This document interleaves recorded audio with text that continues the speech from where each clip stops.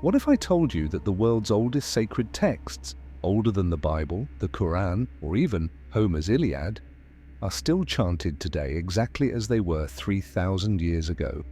These are the Vedas, the foundation of Hinduism, and they contain not just hymns and rituals, but some of humanity's earliest questions about existence itself. Today, we're unlocking their secrets. Welcome back to Unpacking Hinduism.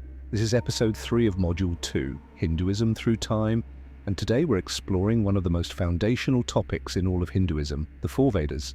What are the Vedas? The Vedas are ancient Sanskrit scriptures composed between 1500 and 500 BCE. But here's what makes them unique. They weren't written down for over 1,000 years. Instead, they were memorized and passed down orally with surgical precision. Imagine reciting a 1,000-page book perfectly for generations. No mistakes, no changes. That's how seriously the Vedic tradition took preservation. The word Veda means knowledge, and Hindus consider these texts śruti, that which was heard. Unlike later texts which were composed by sages, the Vedas are believed to be divine revelations heard by ancient rishis in deep meditation. Think of them as cosmic wisdom downloaded directly from the universe. The structure of the Vedas. Each Veda is divided into 4 layers. Samhitas, the oldest layer, a collection of hymns and mantras. These are the songs of the Vedas, praising gods like Agni, fire, Indra, thunder, and Varuna, cosmic order. Brahmanas, the instruction manuals for rituals. If the Samhitas are the lyrics, the Brahmanas are the stage directions, telling priests exactly how to perform sacrifices. Aranyakas, the forest texts, written for hermits who left society. These shift focus from external rituals to internal philosophy, symbolic meanings behind the ceremonies. Upaniṣads, the mind-blowing finale. These are deep philosophical discussions on reality, the self, Atman, and the ultimate truth, Brahman. Together these layers form a continuum moving from outer ritual to inner realization. The 4 Vedas, explained Rigveda, the oldest book in the world.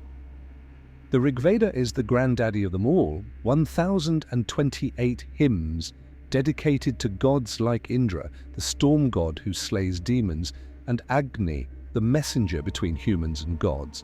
But it's not just about mythology. The Rigveda asks big questions, like in the Nasadya Sukta, hymn of creation, which wonders, who really knows? Who can say where this creation came from? Even the gods came after, so who knows the truth?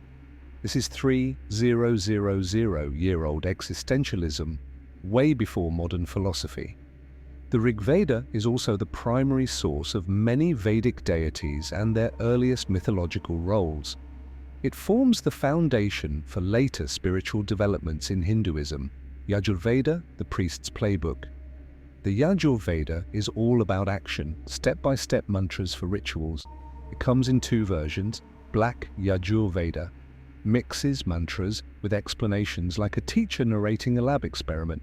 White Yajurveda, just the mantras, clean and simple, like a recipe book.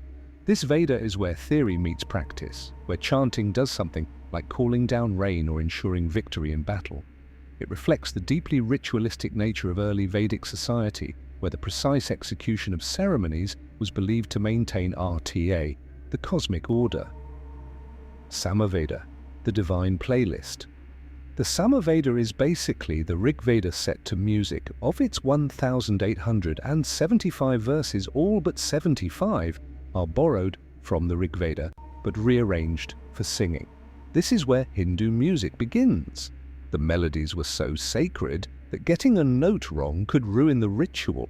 Imagine the pressure on those priests. The Samaveda laid the foundation for Indian classical music, with chants forming the earliest roots of melody and rhythm in religious performance. Atharvaveda, the ancient Wikipedia of life hacks. The Atharvaveda is the wild card. While the other Vedas focus on gods and rituals, this one's about daily life, spells for health, love, even winning arguments. Got a fever? There's a hymn for that. Need protection from evil spirits? There's a mantra. It's part medicine, part magic, and all practical. It reflects a more grassroots, everyday spirituality that likely absorbed folk practices of the time. Why do the Vedas matter today? These texts aren't just relics, they shaped everything in Hinduism. Jnana Yoga, path of knowledge, rooted in the Upaniṣads, karma, action, central to the Yajurveda's rituals, bhakti, devotion. The Rigveda's hymns are some of the first love songs to the divine. Even science owes them a debt. The number 0, first hinted at in Vedic math, astronomy. The Vedas mapped the stars. Ayurveda has Vedic roots, and they're still chanted today by priests, monks, and scholars, keeping oral traditions alive with astonishing precision. UNESCO has recognized Vedic chanting as part of the intangible cultural heritage of humanity. The Vedas aren't books you read cover to cover. They're living traditions, performed, embodied, and interpreted across millennia. They're the seed from which the vast tree of Hinduism grew. Next time, we'll decode the Upaniṣads, where the Vedas take a sharp turn from fire rituals to mind-bending philosophy. What is reality? Who are we? The answers might surprise you. Subscribe to the channel, leave a comment with your biggest takeaway, and share this with someone who's curious about Hinduism. Follow us for more content. What questions would you like answered next?